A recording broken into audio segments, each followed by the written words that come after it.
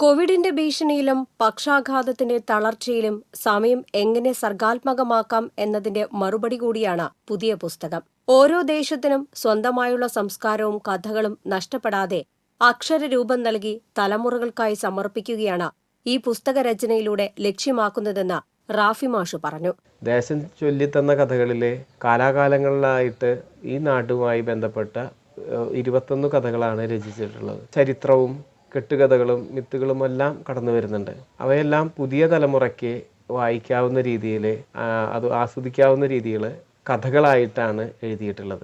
ദേശത്തെ ചരിത്രവും ഐതിഹ്യങ്ങളും പുതിയ തലമുറയ്ക്ക് പകർന്നു കൊടുക്കാനുള്ള പരിശ്രമത്തിൽ ഭൂതക്കിണറും നിധിക്കിണറും വസൂരി പിടിച്ച കാലവും വൻമനകളും ചാത്തൻപറമ്പും സാഹിത്യദീപികയും വഴിയമ്പലവും പുണ്യാളനും മുസ്ലിയാരുമൊക്കെ കഥയും കഥാപാത്രവുമായി പുസ്തകത്തിലുണ്ട്.